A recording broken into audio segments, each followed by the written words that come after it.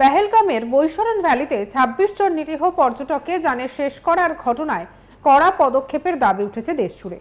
এই পরিস্থিতিতে পাকিস্তানের বিরুদ্ধে বেশ কয়েকটি কূটনৈতিক পদক্ষেপ করেছে ভারত। শুরু হয়েছে সামরিক মহড়াও।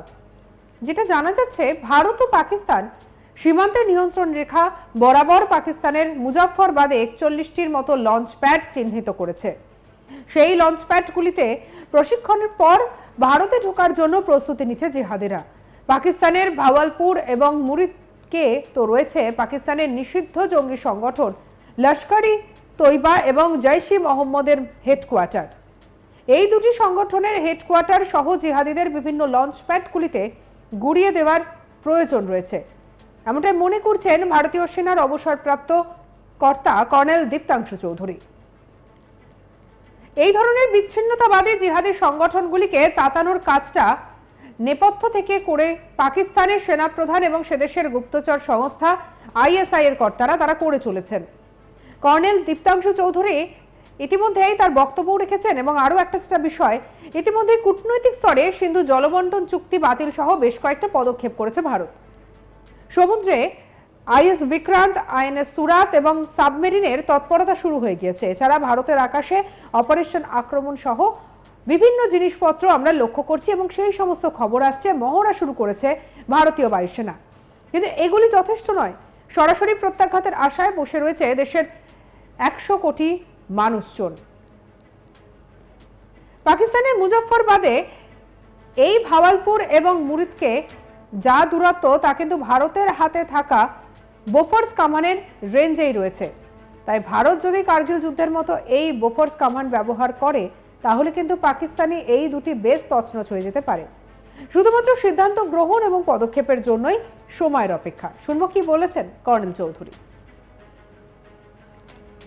পেহেলগাঁওর যে মর্মান্তিক ঘটনা হয়েছে, যে দুঃসাহস পাকিস্তান দেখিয়েছে, এই পাকিস্তানের আসিফ মুনির চিফ অফ আর্মি স্টাফ তাদের নন স্টেট অ্যাক্টরদের মাধ্যম দিয়ে দেখেছে, যারা এই বিগত 1989 থেকে টু ব্লিড ইন্ডিয়া বাই 1000 কাজ, এটাই ওদের ডক্টরিন, জিয়া ডক্টরিন, যেটা বারবার ইউজ করছে।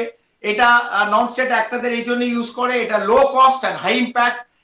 4-5টা টেররিস্ট পাঠিয়ে দেয়, তারপরে একটা অবজেক্টিভে সেই জায়গাটা একটা টেররিস্ট অ্যাটাক হয়, and which is have a high impact. যেমন 26 জন টুরিস্টকে মারা হলো পেহেলগাঁওতে, and this news is all over the world. So এইটার খরচা, মানে একটা যুদ্ধ, একটা কনভেনশনাল ওয়ারফেয়ার, একটা সার্জিক্যাল স্ট্রাইক অথবা একটা air strike for Balakot, this are very very expensive affair, যেটা ভারত তো আর কোনো ভাড়াটে গুন্ডা দিয়ে পাকিস্তানে করে না। ভারত মানে India does not believe in that.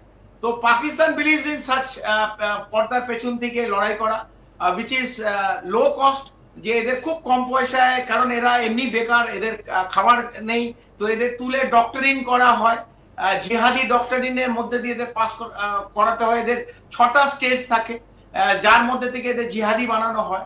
So আর একদিন আমরা ডিসকাস করবো এই 6টা স্টেজ কি। কিন্তু ভারত ইতিমধ্যে 41খানা লঞ্চ প্যাড, যেটা লাইন অফ কন্ট্রোলে মুজাফফরবাদের আশেপাশে আছে, উই হ্যাভ অলরেডি আইডেন্টিফাইড। আমরা বলেও দিয়েছি যে কোন কোন এই লঞ্চ প্যাড, যেখানে 100 থেকে 150 terrorist they are waiting for crossing over to India, আবার এরকম কোন একটা অঘটন ঘটাবার জন্য, যেটা পুরোটাই পাকিস্তান আইএসআই এবং পাকিস্তান সামরিক বাহিনী। আমি কেন পাকিস্তান পাকিস্তান নেশন, পাকিস্তানের রাষ্ট্র, দে আর বিহাইন্ড দিস।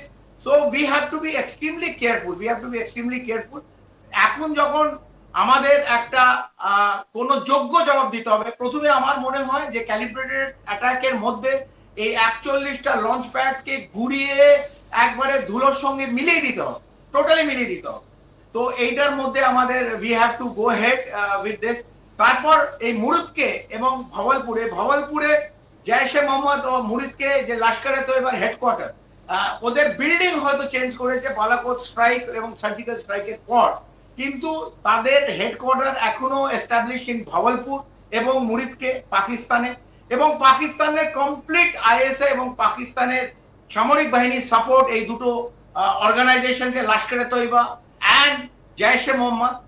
তো আমাদের প্রথমে we have capability of a strike. বারবার এই সার্জিক্যাল স্ট্রাইক অথবা বালাকোটের মতন যেটা করেছি, যেটা মানুষ দেখেনি, তো তো আমাদের এবার এমন জিনিস করতে হবে যে টিভির পর্দায় এই বিভীষিকা পাকিস্তানের যে হাজার হাজার টেররিস্ট অথবা এই যার লঞ্চ প্যাডে যেগুলো দাঁড়িয়ে আছে তাদের জ্বলন্ত দেহ এবং কাটা মুন্ডু ভারতবর্ষের 140 কোটি মানুষ আমরা দেখতে চাই। আমাদের আশ্বাস দিয়ে লাভ নেই। ইন্ডাস ওয়াটার ট্রিটি খুবই একটা ভালো পদক্ষেপ, ডিপ্লোম্যাটিক স্ট্রাইক করেছি, ভালো পদক্ষেপ। আইএনএস বিক্রান্ত অ্যারাবিয়ান সিতে গেছে, অথবা INS Arihant nuclear submarine already on sale. These are all diplomatic strike, but we want actual strike on the ground. এই ভাওয়ালপুর এবং মুরিদকে এই দুটো জায়গায় যে টেররিস্ট হেডকোয়ার্টার আছে এইগুলোকে গুড়িয়ে দিতে হবে, বিকজ ওয়ান্স ফর অল যে আরশোলার বাচ্চাগুলো বিভিন্ন জায়গায় ঘুরছে তাদের তো মারতেই হবে, এবং এদের মাথা যারা যে টেররিস্টদের মাথা এবং যারা এদের মদতপুষ্ট করছে আইএসআই এবং আসিম মুনির। আমি বলতে যেহেতু উনি chief of army staff Pakistan আর্মির, আমার বলতে হয়তো কোথাও একটা দ্বিধা আছে যে we want to behead the chief of army staff। এটা আমার একজন সামরিক বাহিনীর সৈন্য বলতে বলা উচিত নয়, বাট অবস্থা এমন হয়েছে যে সাধারণ আমার ভারতবাসীকে যারা তার ধর্ম জিজ্ঞেস করে তাকে যদি গুলি করে মারে, আমাদের ভারতের কাছে আর কোনো রাস্তা নেই দেন টু অ্যাটাক। অ্যান্ড পাকিস্তানকে এমন শিক্ষা দেওয়া দরকার যে 7 জেনারেশন 7 জেনারেশন যেন মাথা তুলে আর ভারতের দিকে তাকাতে না পারে। পেহেলগামের বৈশরণ ভ্যালিতে 26 জন নিরীহ পর্যটকের জানে শেষ করার ঘটনায় কড়া পদক্ষেপের দাবি উঠেছে দেশজুড়ে। আর এই পরিস্থিতিতে পাকিস্তানের বিরুদ্ধে বেশ কয়েকটি কূটনৈতিক পদক্ষেপ করেছে ভারত। শুরু হয়েছে সামরিক মহড়াও। জানা যাচ্ছে ভারত এবং পাকিস্তানের সীমান্তে নিয়ন্ত্রণ রেখা বরাবর পাকিস্তানের মুজাফফরবাদে 41টির মতো লঞ্চ প্যাড চিহ্নিত করেছে ভারত। সেই লঞ্চ প্যাডগুলিতে প্রশিক্ষণের পর ভারতে ঢোকার জন্য প্রস্তুতি নিচ্ছে জিহাদিরা। পাকিস্তানের বাওয়ালপুর এবং মুরিদকে পাকিস্তানের নিষিদ্ধ জঙ্গি সংগঠন জৈশ-ই মোহাম্মদ এবং লস্কর-ই তৈবার হেডকোয়ার্টার, এটাও জানা গিয়েছে।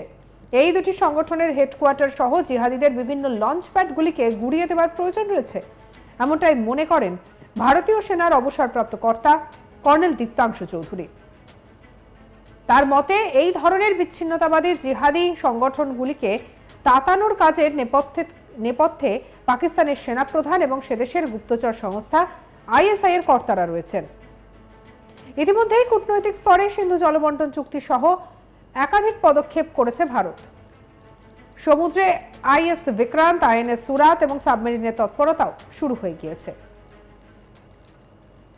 সঙ্গে রাখুন আজ তাক বাংলার ইউটিউব চ্যানেলকে। অন্যান্য খবরের জন্য লাইক, কমেন্ট, শেয়ার, সাবস্ক্রাইব করতে ভুলবেন না।